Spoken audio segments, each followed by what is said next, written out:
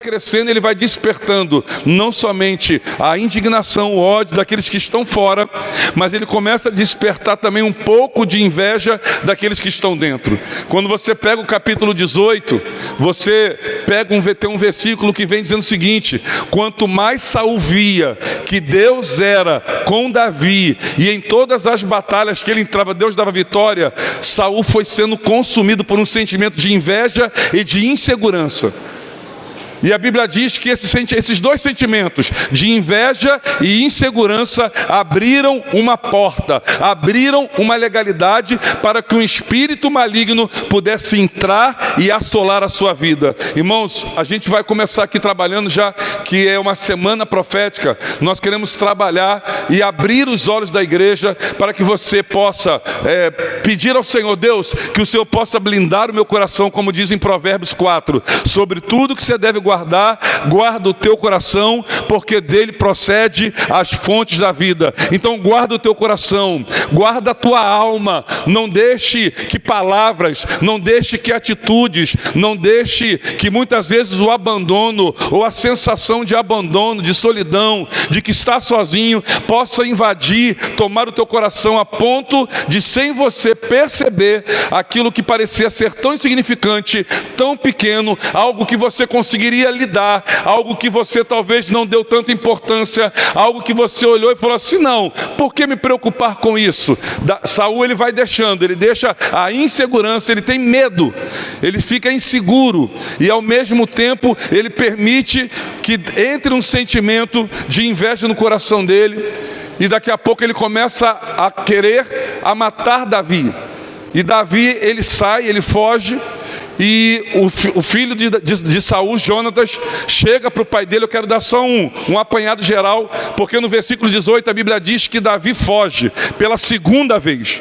Davi foge uma vez, e o filho de Saul, muito amigo de Davi, chega para o pai e fala assim: pai, eu quero entender o porquê de você ter deixado um sentimento entrar, brotar e crescer no teu coração contra alguém que nunca te fez mal. Pelo contrário, se tem alguém que precisa ser honrado e valorizado, foi aquele que deu vitória a Israel contra o gigante, contra o filisteu chamado Golias.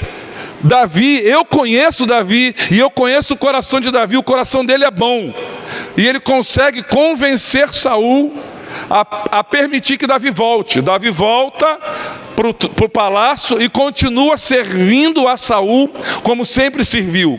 Aí a Bíblia diz que mais uma guerra se levanta, e mais uma vez Davi ali está disposto. Irmãos, eu não sei quantas lutas vão se levantar ainda na nossa caminhada, mas que Deus renove as tuas forças a cada dia, a cada manhã, porque nós não devemos recuar. A igreja não pode retroceder. Olhe para o lado assim: não retroceda. Não retroceda. É isso que o inimigo quer, que você se atemorize, e ao se atemorizar, retroceder. A Bíblia vem falando que muitas guerras começaram a se levantar, e Davi vai enfrentando, e ele enfrenta mais uma, e Deus mais uma vez o honra.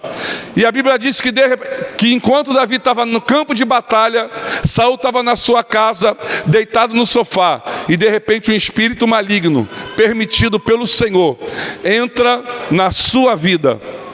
E nesse momento, quando Davi volta com uma harpa, mas na mão de Saul tinha uma lança. Saul tenta matar Davi, e Davi foge mais uma vez. Davi vai para casa, e ele vai dormir. E Saul fala assim, olha, ele pega umas pessoas do exército e fala assim: quando amanhecer, quando Davi colocar o pé na porta, parece até coisa de bandido, né? Parece até quando planeja assim, aquela coisa toda, ó, quando o cara botar o pé na porta de casa, você não mata dentro de casa não, porque a minha filha está lá, mas mata ele quando ele botar o pé para fora. Mas o Deus que nos guarda quando a gente está dentro da casa é o mesmo Deus que nos guarda quando nós estamos fora da casa. Você pode aplaudir o nome do Senhor?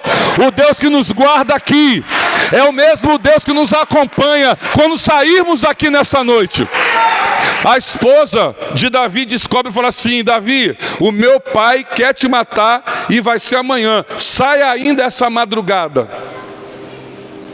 E eu fico assim, meio impressionado, que muitas vezes tem muitos homens casados que não querem muitas vezes ouvir aquilo que a mulher diz. Quando a mulher diz um negócio, é batata. Os homens, levanta a mão, por favor. Você que é casado, você que tem uma varoa em casa, né? Quando ela falar, leva a sério. Ela falou assim: Davi, não espera até amanhã não, Davi. Sai de madrugada. Ele arruma uma janela e ele foge. E ele vai para um lugar. E nesse lugar ele vai procurar uma pessoa. Aí nós começamos a história. 1 Samuel capítulo 19, você pode ler junto comigo? 1 Samuel capítulo 19, versículo 18. E Davi fugiu de Saul e foi até Ramá para procurar a Samuel. Tem aqui, que estava em Ramá, e lhe contou tudo o que Saul lhe havia feito. Essa é a versão Sociedade Bíblica do Brasil, NAA. A minha versão é NBV, a Nova Bíblia Viva. Então Davi fugiu, foi até Samuel em Ramá e lhe contou tudo o que havia acontecido. E é interessante que Davi vai procurar uma pessoa que ele tem um apreço, que ele tem um carinho, que ele tem um respeito, que o vê como mentor. Foi esse homem que o ungiu, que o consagrou, que o honrou primeiro dentro da sua casa. E ele falou: Deus vai te honrar não só dentro da sua casa, mas vai te honrar perante os olhos de todo Israel. Samuel desabafa, rasga o coração e fala assim: Samuel, não sei se eu vou aguentar não. Eu posso ser perseguido por uma opção de gente, posso enfrentar uma opção de inimigo, mas o inimigo que mais está me perseguindo é uma pessoa que está dentro da minha casa.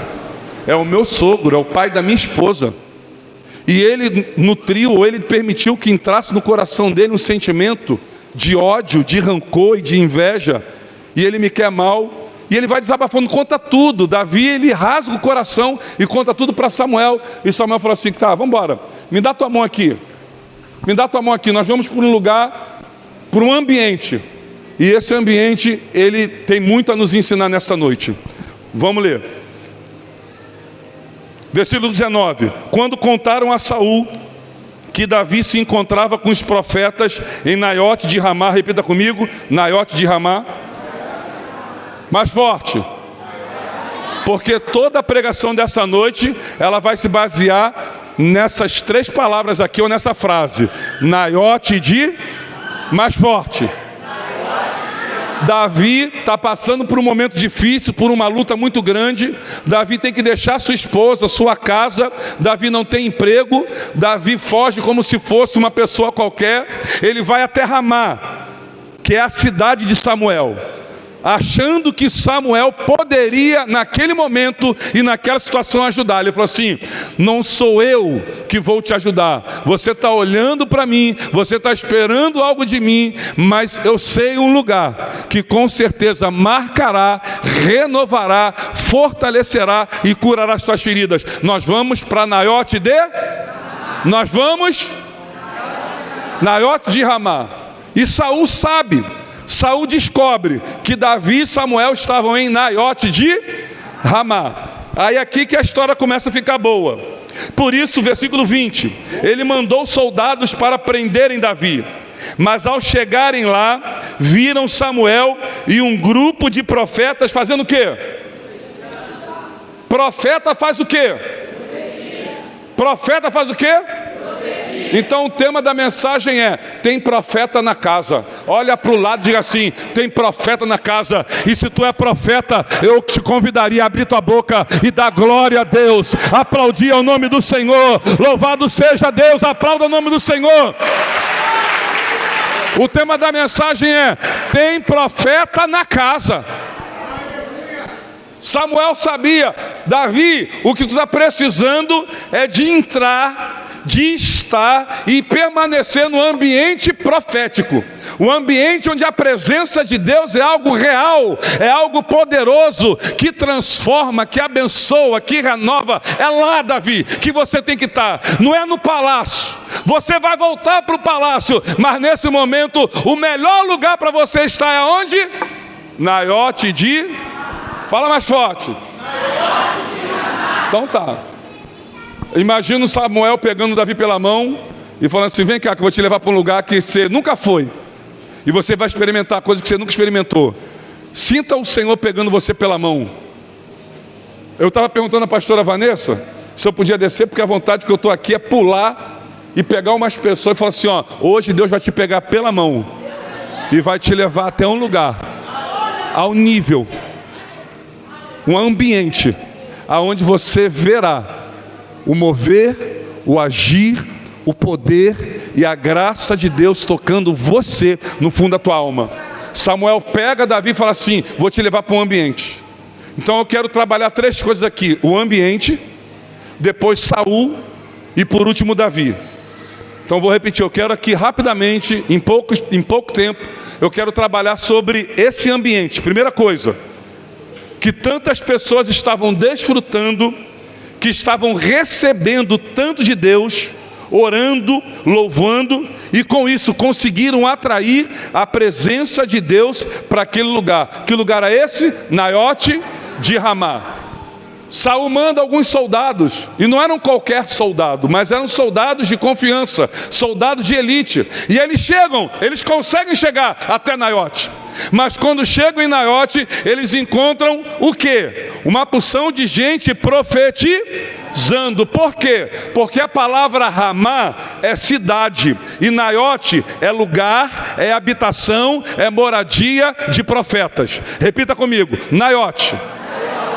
O significado é lugar, morada, habitação de profeta.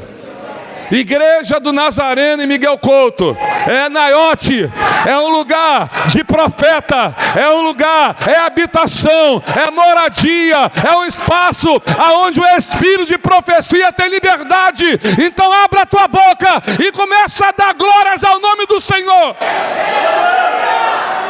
Tem gente que passa ali fora, o recepcionista de repente o abraça, o acolhe, dá um sorriso e fala assim: eu não posso fazer muito, mas entra aqui um pouquinho, porque eu tenho certeza que dentro desse ambiente é um lugar, é moradia, é habitação de profeta. E aonde tem profeta, o Espírito de Deus se move. Quando os soldados chegaram lá e viram todo mundo profetizando, o Espírito de Deus, versículo 20, parte B, o Espírito de Deus veio sobre os mensageiros de Saul, e eles também começaram a profetizar. Quando Saul soube do que aconteceu, mandou outros mensageiros, mas estes também, meu irmão, é botar o pé em Naiote. Pessoal, coração duro. Pessoal foi ali para prender, para matar. É como se eu falasse assim: tragam, vivo ou morto, mas tragam. Mas quando o povo botava o pé naquele ambiente, irmãos, não era o ambiente que mudava, mas o ambiente mudava o coração das pessoas. Esse ambiente aqui, ele é carregado de tanta presença de Deus, que ele é capaz de mudar corações e transformar destinos. Olhe para o lado e diga assim: Deus tem poder para transformar destinos e histórias dentro desse lugar. A sua história, a minha história foram transformadas justamente em ambientes assim, em ambientes proféticos. O segundo grupo, eu acredito que Saul olhou e falou assim: os primeiros eram bons, mas deram mole. Vou arrumar gente mais braba. Entendeu? Vou arrumar gente mais braba. Vou arrumar uns catiçozinhos aí. Os catiços, uns cãozinhos. Aí arrumou mais o segundo grupo. Aí passa o segundo grupo. Quando chega em Naiote de Ramá, lugar, habitação, casa de profeta, ambiente profético. Quando chega o segundo grupo, está o povo lá o quê? Profetizando. É como se o culto não acabasse. Ô glória! O culto não acabava. Pessoal, a Bíblia não fala que horas o primeiro grupo chegou. Só diz o seguinte: quando eles chegaram lá, tinha gente profetizando, tinha culto, tinha adoração, tinha profecia, o ambiente carregado da presença de Deus.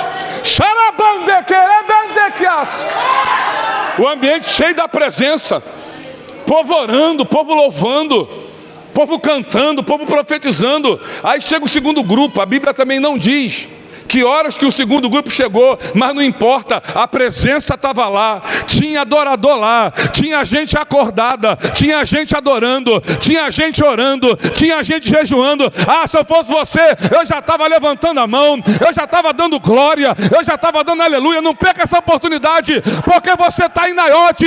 Esse lugar aqui carrega a presença de Deus. Oh, glória! Chega o segundo grupo. Só para que vocês saibam, Deus levanta Samuel como profeta e sacerdote. Mas ele tem uma visão, ele fala assim: não pode ser só eu, tem que ter mais profeta. Porque a Bíblia diz que aqueles que antecederam Samuel se corromperam. As visões, 1 Samuel capítulo 3, as visões, as revelações eram raras. Deus já não falava mais como falava antes. Não porque Deus se calou, é porque não haviam corações quebrantados e nem ouvidos abertos para ouvir Deus falando. Deus fala. E Samuel entendia o seguinte: eu acho que eu preciso criar um Moriá. Eu acho que eu preciso criar. Vou montar uma escola de profetas. Vou montar uma escola de profetas. Samuel ele mora em Ramá, era um lugar montanhoso. E dentro da cidade, ou fora da cidade de Ramá, ele cria uma escola, um acampamento, uma habitação, eram tendas. E ali, não sei como, era o processo seletivo, mas eu sei que o povo estava ali para aprender a profetizar, para aprender a ser sensível à voz de Deus, para desenvolver, para destravar dons e talentos. A Bíblia não diz quantos, mas a Bíblia diz que eram muitos. E Samuel era como se fosse o coordenador, o diretor. Mas ele não era um teólogo, ele era um profeta. Ele era um sacerdote. Chega o segundo grupo. Aí não aguenta, quando eles volta.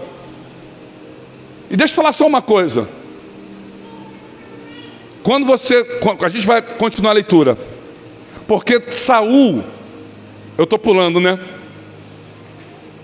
Saul, ele chega um ponto que ele já não aguenta mais mandar ninguém. Fala assim: eu vou, marrento ele, né? Tem gente que é assim, que acha que pode contra Deus. E Deus dá corda. De repente você está orando por alguém que o cara tem um coração duro. É uma pessoa, quando tu vem para a igreja, ele espragueja. Eu lembro do meu pai. Meu pai é falecido. Mas antes de partir, ele falou assim: igreja nunca. Eu fiz um acampamento quando era de uma Assembleia de Deus no sítio do meu pai. E meu pai falava muitas palavras de baixo escalão.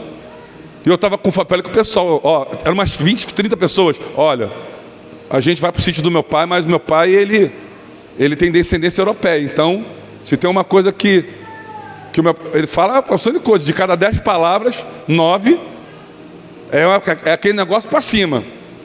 Aí, mas vamos embora, tinha piscina, é um sítio lá na Coreia, lá em Mesquita. Aí daqui a pouco eu estou vendo, foram 4 dias. Meu pai chegava de noite do trabalho, ele ficava atrás da goiabeira, sentado no escuro, mas estava assistindo. Aí Alessandro, eu quero entender vocês crentes, que vocês dão glória assim, parece até que vai estourar o pulmão. Eu falo assim: pai, estourar o pulmão está aí, o senhor fumando pra caramba aí, ó. O nosso pulmão está sendo renovado. A cada glória que dá é o sopro do Espírito Santo que enche os nossos pulmões e tudo. E no final de vida, meu pai se converte. Mas vamos voltar para cá. E Saul, ele chega a um ponto que ele fala assim: já que ninguém está conseguindo, eu vou. Mas vamos aqui fazer a leitura. Versículo 21. Quando Saul soube do que aconteceu, mandou outros mensageiros, mas estes também profetizaram. Então mandou um terceiro grupo, e eles também profetizaram. Diante disso, o próprio Saul foi até a cidade de Ramá, porque ele sabia onde encontrar Samuel. Ele só não sabia onde encontrar de verdade Davi. E sabe quem deu a dica de onde Davi estava? As pessoas moradoras da cidade de Ramá. Porque passa um grupo de soldados, não era normal, não era comum uma cidade pequena, uma cidade nas montanhas. Do nada passa um grupo de soldados, todo mundo armado, cheio de espada. Daqui a pouco eles voltam, e o pessoal está vendo o negócio. E fala assim, ih rapaz, o negócio está quente lá em Naiote. Né? Jeová está bradando lá em Naiote lá. Aí passa o segundo grupo de soldados, mais brabo ainda, com sangue nos olhos. Aí daqui a pouco volta, e o povo está vendo. Aí daqui a pouco passa o terceiro grupo. Aí já é o bope, já é os facas na caveira. Os caras matam e depois perguntam. E vão embora. Daqui a pouco eles voltam também tudo profetizando, cantando, adorando.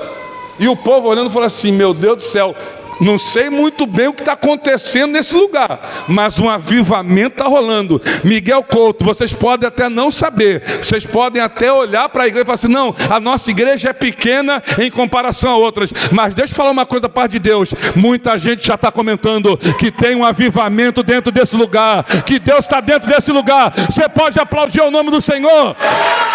Muita gente de repente pode procurar na redondeza e falar assim, aonde é a igreja do Nazareno Miguel Couto? Olha, vai aqui, dobra ali, e a 100 metros você vai ver a igreja. Mas quem foi que te informou? Ah, eu parei ali num botequim ali, parei no botequim, fui petar minha pergunta, não sei eu, não, pô, parei no botequim e falei assim, pô, tô procurando a igreja do Nazareno. O primeiro botequim encaixaçado, assim, vai aqui na frente, dobra à esquerda, é do lado esquerdo, tem uma porção de carro parado na porta. Aí a pessoa chega na igreja, aí a pastora Vanessa, como é que tu chegou aqui?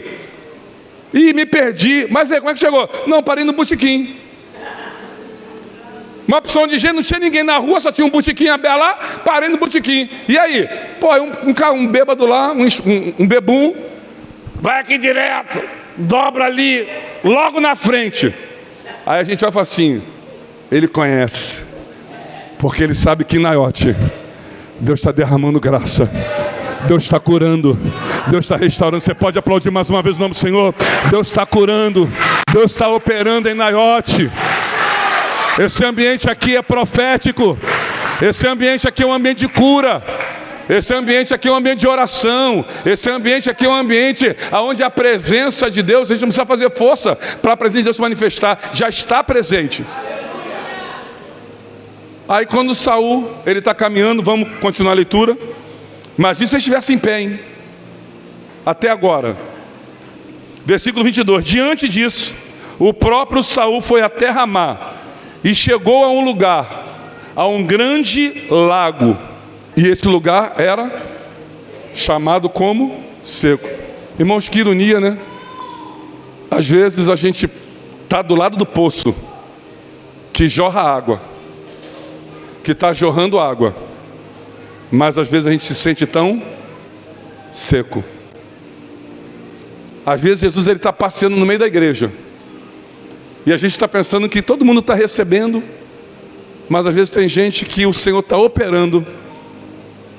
Ele está do lado do poço, o poço da água viva, o Senhor que flui das águas. De repente aquela pessoa está seca.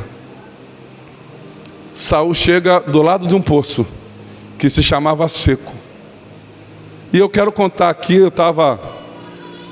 cheguei aqui, hoje de manhã eu ministrei no jejum na nossa igreja, e nós estamos fazendo um devocional diário, e eu fiz 2 devocionais há 3 dias atrás, e hoje eu acordei 4:30 da manhã, e o devocional de hoje era: que amor é esse? Lucas 19:10, o amor que Jesus demonstra para com Zaqueu. Enquanto muitos julgavam, Jesus estava lá e falou assim: eu vim aqui para te perdoar, para te restaurar e para te dar vida nova, porque foi para isso que veio o Filho do Homem, para buscar e salvar o que tinha perdido. E eu fui tomado de um choro compulsivo, que eu não consegui ministrar a Santa Ceia. Eu larguei a bandeja com os pastores e fui para o canto da igreja, e comecei a chorar. Eu não consegui ministrar a Santa Ceia, eu não consegui orar para terminar o culto.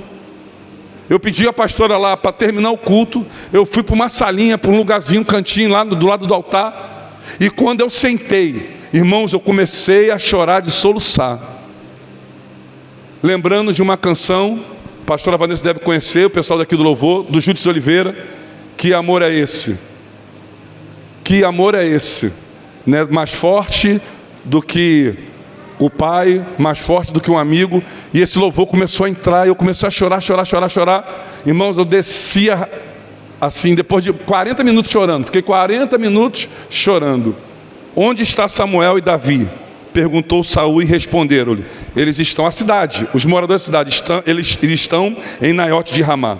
Porém no caminho para Naiote, o Espírito do Senhor veio sobre Saul, e ele também começou a profetizar até chegar em Naiote de Ramá. Enquanto os 3 pelotões de soldados profetizaram, quando chegaram em Naiote, o Espírito do Senhor pegou Saul antes dele chegar. E ele já chegou em Naiote profetizando, marchando, adorando, louvando. Aí o pessoal que estranhou falou assim: caramba, o que está acontecendo com Saul? Está no meio dos profetas profetizando. Ele chega lá. E sabe o que acontece quando ele chega em Naiote? Saul tirou as roupas e ficou deitado o dia todo e a noite toda, profetizando diante de Samuel. Por isso se diz que é isso: Saul agora virou profeta. Por quanto tempo Saul ficou capotado no chão? Vamos ser mais simples, 24 horas. Em vez de falar o dia todo e a noite toda, quanto tempo que Saul ficou capotado no chão? 24 horas. Fazendo o quê? Orando, adorando, profetizando. E sabe o que aconteceu enquanto isso? Enquanto Saul estava lá, babando no chão, profetizando, louvando, orando. Veja o capítulo 20, primeiro versículo. Davi foi embora.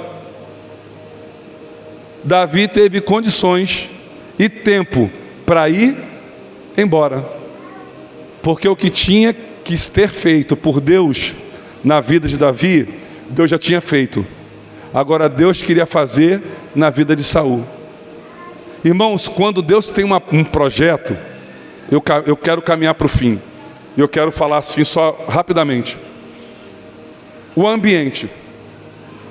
Pela primeira vez, depois de muito tempo, quando Davi chega em Naiote, pela primeira vez, depois de muito tempo, Davi sente paz no seu coração.